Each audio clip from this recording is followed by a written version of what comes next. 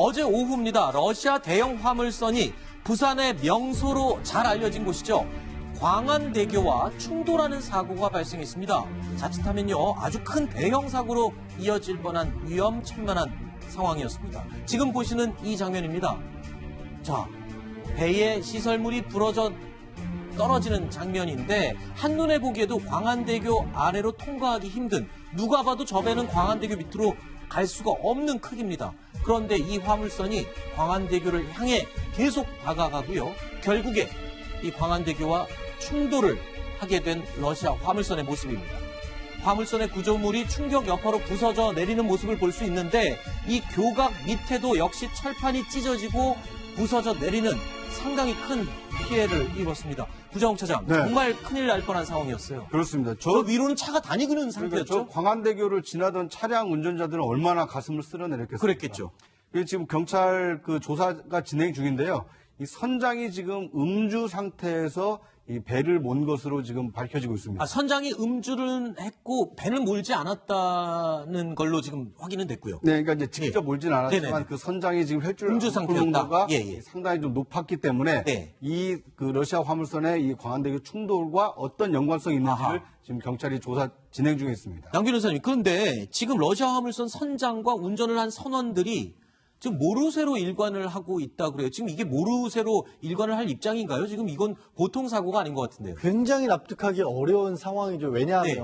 배라고 하는 것이 항로를 잡는 게 네. 차처럼 빠른 시간 내에 운항 경로를 정하거나 그때그때 바꾸거나 할 수 있는 게 아니에요. 출발할 때부터 어떤 경로로 간다는 게 정해져 있고 네. 또 저 지역 자체가 이른바 도선사라고 그러죠. 바다 지형이, 해저 지형이 좋지 않아서 꼭 다른 배가 끌어줘야 되는 지형도 아닌 평탄한 지형이거든요. 네. 그리고 여러 차례 이 지역을 드나든 적이 있다라고 하는데, 그런데 왜 이런 사고를 냈냐 그러니까 사무선 선장, 그러니까 조타실을 책임지고 있는 선장은 사고를 일으킨 뒤에 술을 마셨다고 하는데, 저 뒤에 보면 해경배가 바로 쫓아가고 있거든요. 네.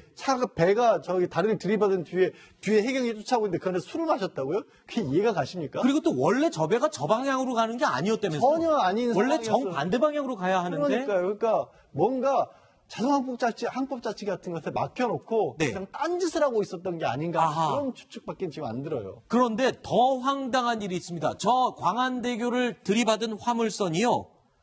저 충돌이 있기 30분 전에는 저 인근에 있던 다른 요트를 또 들이받고 갔었다고요? 그렇습니다. 여기저기 막 해집고 다녔군요. 그러니까요. 그러니까 제대로 운항을 안 한 거죠. 네. 요트 2대 그리고 바지선 1대 총 3대를 충돌을 하고요. 아하. 요트에 타고 있었던 승선원 3명의 부상까지 입혔어요. 그리고 30분 후에 광안대교를 충돌을 한 거거든요. 그러니까 이 선장이 제대로 배를 항해했다고 볼 수가 없어요, 저는. 네. 그리고 선장은 본인이 직접 키를 안 잡았다고 하는데 책임은 선장한테 있는 겁니다. 조타사가 키를 잡지만 그 조타사에게 명령을 내리는 사람은 선장이에요. 몇 도 각도로 네. 어떻게 움직여라. 그러니까 그 옆에 지금 저 선실이라고 하는데 맨 위에 꼭대기에 3명이 있었어요. 네. 항해사, 조타사, 선장. 그러나 모든 책임은 선장이 지는 거예요. 그렇죠. 키를 안 잡고 있어도. 네. 그분이 만약에 음주를 했다, 이건 가장 큰 죄라고 볼 수 있겠죠. 아니, 그런데 광안대교라고 하면 부산 하면 떠오르는 아주 대표적인 랜드마크 몇 가지 중에 하나 아닙니까? 광안대교는 여기 불꽃놀이도 하고 이러는 곳 아닌가요, 예정 의원님? 그렇죠. 이게 광안대에 가보시면 부산에 엄청난 사실은 이제 이 그 대교 아니겠습니까? 그렇죠. 저는 근데 하나 의문이 뭐냐 하면, 네. 물론 뭐 사고 낸 거는 이제 책임이라 하겠습니다만은, 이 배가 사실은 나가기 전에 한 다른 배를 또 치고 나갔잖아요. 네. 자, 그러면 여기 지금 CCTV가 보면 대부분 광안대교만 보고 있다는 거예요. 네. 근데 지금 왜 그 배가 예를 들어서 이 방향을 완전히 반대로 잡았잖아요. 네. 그러면 해양경찰이나 이런 데서 만약에 그 배가 의심스러울 정황이 있지 않습니까? 네. 그래서 다른 배를 치고 이까지 내려간 상황. 자, 그러면 그것에 대한 어떤 관측은 도대체 누가 하는 것인지. 아. 과연 그 상황에서 그러면 비상 어떤 경보가 왜 어떻게 발령이 되는 건지. 이 부분은 저는 의문이 가거든요. 알겠습니다. 그러면 CCTV가 반드시 그쪽을 봐야 되는데 이제 그 부분에 대한 저는 보안 수사도 좀 필요하다고 봅니다. 제일 중요한 건 이 광안대교 과연 시민들이 이용해도 되는 상태인지 그 안전이 궁금합니다. 지금 상태가 어떻습니까? 일단 기자 변호사님. 한쪽 차선을 막아놓고 한 달 동안 정밀 안전진단을 한다고 합니다. 정밀 안전진단이면 하루 이틀 아닌데. 한 달간. 예. 근데 이게 그러니까 출퇴근 시간은 25,000대 가량의 차량이 이용하기 어휴. 때문에 부산 가보시면 출퇴근 시간에 차 정말 많이 막히거든요. 그렇죠. 지금 이미 부산에 가 있는 친구들이 정말 차 많이 밀리고 있어서 정말 힘들다라는 얘기가 저도 개인적으로 연락이 올 정도인데, 네. 그리고 이제 한 5m 정도 철판에 구멍도 뚫린 상황이라서 보수를 해서 안전에 문제가 없으면 그나마 네. 개방을 하는 거고. 이거 누가 보상하는 거예요? 그럼 배가 보상을 해야 되죠. 그러니까 우리 법, 저도 이제